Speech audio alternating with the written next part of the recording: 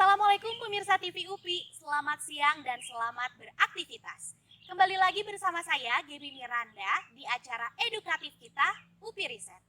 Selama 40 menit ke depan, kita akan membahas riset tentang rancang bangun virtual galeri 3D bersama Ibu Ayung Chandra Patmasari, SPDMT, selaku dosen pendidikan multimedia, Kampus Cibiru Universitas Pendidikan Indonesia. Apa sih virtual galeri 3D itu? Jangan kemana-mana, tetap di TV UPI, Edukasi Generasi.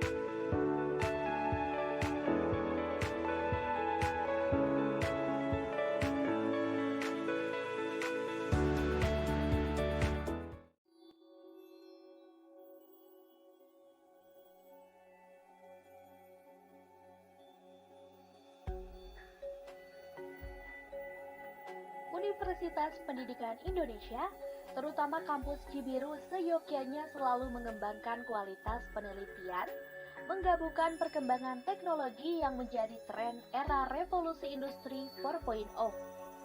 Kebutuhan akan media yang inovatif di era revolusi industri 4.0 menjadi keharusan dan tantangan baru, terutama melihat potensi budaya dan sejarahnya yang harus tetap dilestarikan seiring dengan perkembangan zaman dan teknologi.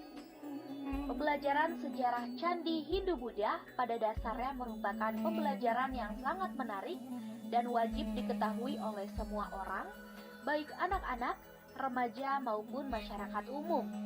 Karena sejarah Candi Hindu-Buddha termasuk bangunan suci peninggalan masa klasik Indonesia yang digunakan sebagai tempat pemujaan oleh umat beragama Hindu maupun Buddha. Undang-Undang Nomor 11 Tahun 2010 dalam pasal 42 ayat 1 menjelaskan bahwa pelestarian cagar budaya dilakukan masyarakat berupa penyuluhan, seminar, pengumpulan dana, dan kegiatan lain dalam upaya perlindungan dan pemeliharaan benda cagar budaya. Peninggalan sejarah dapat dikatakan sebagai cagar budaya. Undang-Undang Nomor 11 Tahun 2010 menjelaskan bahwa pelestarian cagar budaya dilakukan berdasarkan hasil studi kelayakan yang dapat dipertanggungjawabkan secara akademis, teknis, dan administratif.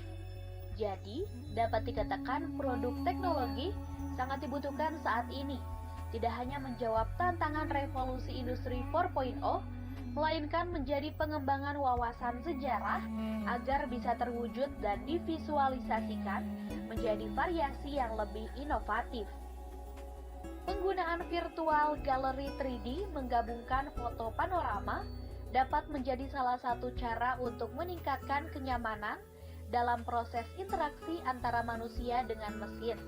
Terlebih lagi bila model interaksi disajikan berbasis ruang 3 dimensi.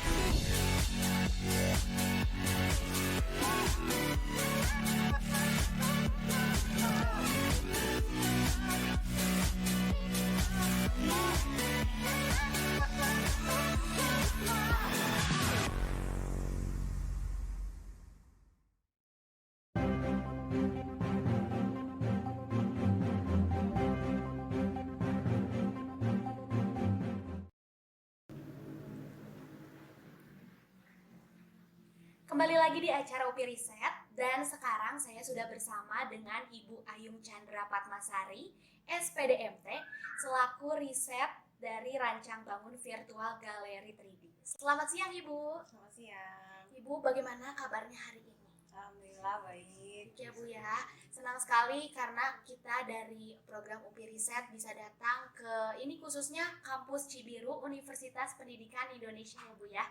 Betul. Nah sekarang kita mau cari tahu nih Bu tentang riset Ibu yaitu virtual galeri 3D ini. Ibu boleh jelasin dulu Bu kira-kira apa sih mungkin tujuannya ataupun definisi dari virtual galeri 3D ini? Oke. Kalau yang saya rancang di riset saya tentang virtual galeri 3D ini, di sini saya lebih menekankan kepada penyampaian media informasi yang lebih inovatif karena sekarang trennya kan lagi digital ya, jadi semuanya serba digital. Jadi segala sesuatu yang berhubungan dengan materi, informasi penting itu saya terinspirasi gimana caranya mengolah ke media yang lebih inovatif dan lebih imersif. Imersif itu lebih nyaman untuk dinikmati pengguna seperti itu. Oke, mungkin ada latar belakang khusus ataupun alasan Ibu untuk membuat riset ini nih Bu? Selain hobi, saya senang dengan pemodelan 3D. Saya juga memang lulusan dari game teknologi. Virtual galeri ini sebenarnya saya rancang terinspirasi dengan gaming. Jadi memang jelajah virtual dari game, saya melihat itu sangat potensial banget kalau diarahkan ke media yang lebih edukatif. Jadi bedanya nanti memang di virtual 3D ini nggak ada kompetitifnya, kemudian nggak ada poin menang kalah, yang ada adalah hanya jelajah virtual seperti itu. Oke, apalagi lagi di pandemi gini sangat membantu ya Bu, berarti tetap bisa edukasi juga. Tapi ini penggunaan virtual galeri 3D ini termasuk online atau offline nih Bu? Termasuk offline. Oh. Artinya. Nah untuk tim riset sendiri nih Bu, apakah Ibu ada kriteria khusus ataupun boleh dikasih tahu nih Bu kira-kira siapa saja yang Ibu jadikan tim untuk meriset virtual galeri 3D ini? Kalau tim sementara ini memang kita tergabung dari beberapa prodi. Kalau prodi memang dari RPL itu untuk kolaborasi programming. Kalau di multimedia sendiri di kolaborasi pemodelan 3D dan konten. Nah, kita kolaborasikan dan di sini memang kita ngelibatin mahasiswa multimedia angkatan 2018 yang memang mereka suka banget sama pemodelan 3D dan media informasi berbasis programming. Jadi saya tidak menyeleksi, cuman mereka sendiri yang memang ingin improve, kemudian saya ajak dan mereka terlibat di situ. Oke, jadi ini langsung kepada mahasiswa jurusan multimedia ya Bu ya? Betul sekali. Oke, ini jurusan multimedia ini boleh kasih tahu dulu Bu, mungkin ini jurusan baru ataupun ini adanya di kampus Universitas Pendidikan Indonesia mana aja Bu? Kalau pendidikan multimedia adanya di kampus Cibiru. Di sini prodinya memang pendidikan, konten dan teknologi kemediaan. Jadi ditekankan di situ. Dan outputnya memang selain jadi technopreneurship, pendidikan multimedia ini memang diarahkan menjadi guru vokasi. Jadi untuk melengkapi kebutuhan calon guru-guru SMK gitu. Seperti itu. Nah, kan ini termasuk virtual galeri 3D ini kan termasuk ini ya Bu, mungkin masih kurang banyak yang dengar nih Bu. Pasti banyak banget kendala saat Ibu melakukan riset ini. Kira-kira apa aja sih Bu kendalanya dan mungkin Ibu ada cara-cara tersendiri untuk menutupi kendala-kendala tersebut? Kalau kendala sejauh ini yang saya rasakan kemarin itu di proses pemodelan untuk menciptakan tekstur yang real atau tekstur untuk panorama foto yang ditampilkan. Jadi kan memang kita fokusnya di penyampaian media versi foto-foto ya, koleksi foto. Nah, di situ kan kita harus paham betul gimana materialnya, kemudian gimana proses teksturingnya, kemudian pencahayaan juga berpengaruh dan di situ memang prosesnya lumayan lama. Proses lebih lama di situ. Kalau di proses programmingnya karena kita hanya kontrol navigasi pakai keyboard, jadi di situ memang tinggal input aja sih, tinggal dikreasikan aja. Oke, tadi Ibu sedikit menjelaskan tentang panorama ya Bu, berarti di virtual galeri 3D ini lebih foto-fotonya lebih ke panorama atau gimana aja sih Bu? Boleh dijelasin? Saya mencoba, kalau panorama saya mencoba satu sampel panorama. Di situ saya ambil satu foto candi, kemudian saya buat bentuk seperti panorama 3D. Si virtual galeri 3D ini Bu, isinya ada apa aja sih? Mungkin kita taunya kalau galeri itu kan foto-foto doang nih Bu. Nah, bedanya dengan virtual galeri 3D ini apa Bu? Karena yang saya angkat itu adalah konten situs Candi Hindu Buddha Jawa Barat, otomatis di situ memang mengangkat gambar-gambar candi.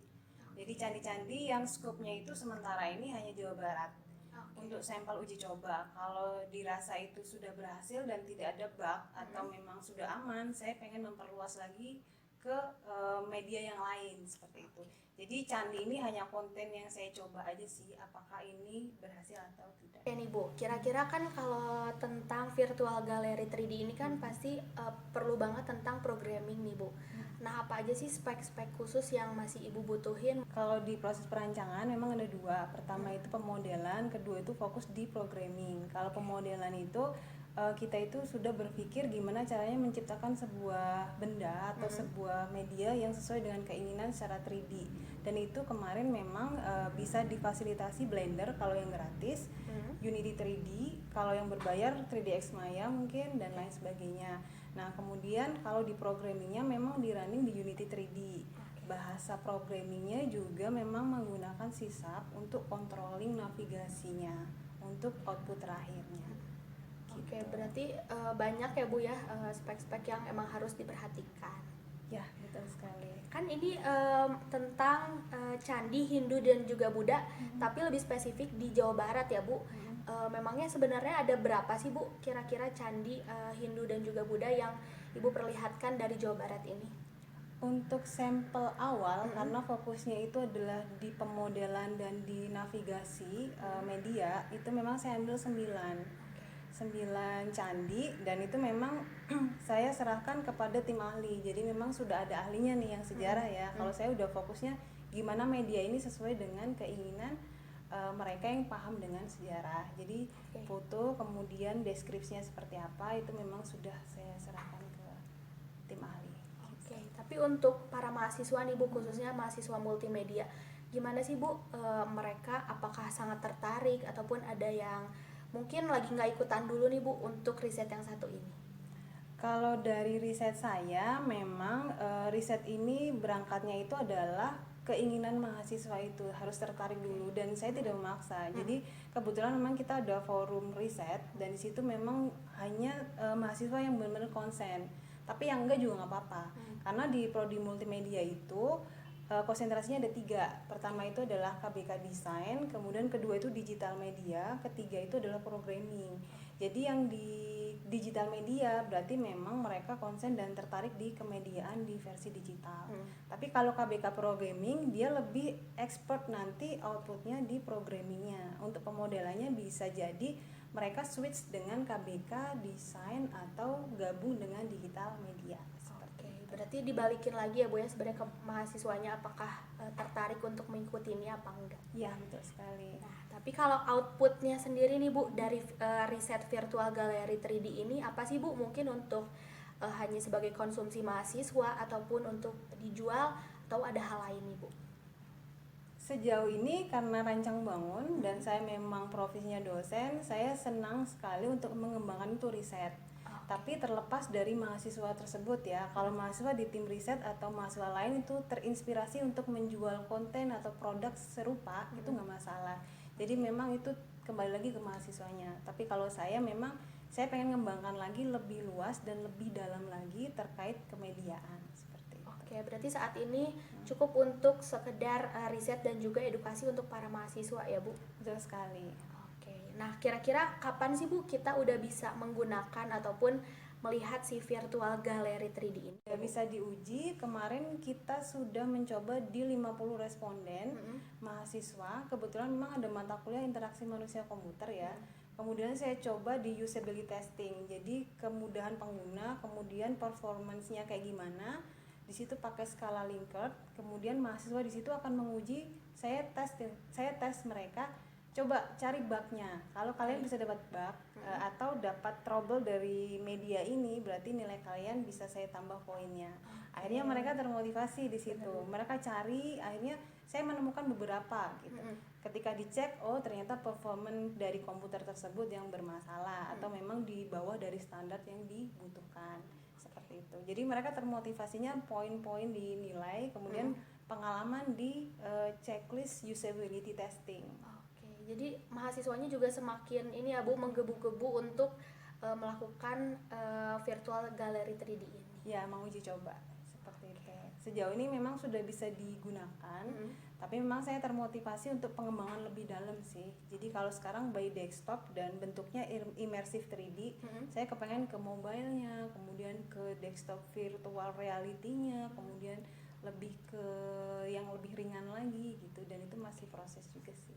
Oke, ternyata sangat menarik sekali ya Bu. Jadi kita sebenarnya nggak perlu keluar rumah ataupun mencari-cari tempat galeri ini, ternyata bisa lewat virtual. Ya, kita bisa membuat simulasi alternatif media yang seolah-olah jalan-jalan tapi enggak. Nah, itu jadi virtual journey bisa. Jadi jelajah virtual yang bisa kita kontrol dari rumah mungkin, karena lagi ngetrennya digital ya. Iya Bu, apalagi tetap bisa beredukasi ya Bu, karena kan ini tentang belajar tentang Nusantara Indonesia juga. Ya, betul sekali. Kalau sekarang nih Bu, untuk audiensnya ataupun yang bisa menikmati dari virtual gallery 3D ini, ada ini nggak sih Bu, mungkin range umur ataupun mungkin ini hanya untuk mahasiswa doang, kira-kira untuk siapa aja sih Bu? Rancangannya memang ditujukan untuk SMK mungkin ya, atau anak-anak yang sudah bisa main game atau bisa ngontrol komputer, otomatis dia bisa, karena di situ mainnya jelajah virtual. Kalau range sampai umur ya tidak akan berbatas, cuman kalau PAUD, TK, SD sepertinya mereka Belum bisa ya Bu? kurang mampu menguasai di teknologinya. Oke, tapi kalau mungkin diperlihatkan oleh orang tua atau kepada yang lebih dewasa lagi ke anak yang lebih kecil, mungkin ini bisa jadi edukasi yang bagus ya Bu? Betul sekali. Karena ini isinya ada tentang Hindu Buddha yang tadi kata Ibu, dan juga beberapa foto yang ternyata bisa untuk kita sambil belajar. Betul sekali. Itu motivasi saya sih sebenarnya, bikin konten yang edukatif dan lebih inovatif aja. Seperti itu. Ternyata ini ya Bu, sangat luas sekali tentang virtual gallery 3D ini. Semoga kita semua juga bisa segera ini ya Bu, mencoba untuk masuk dan juga menggunakan virtual gallery 3D. Nah, jadi galeri virtual 3D ini bisa menjadi inovasi baru untuk kita untuk jalan-jalan virtual tanpa harus keluar rumah. Selain itu, kita juga bisa belajar mengenai sejarah Nusantara Indonesia.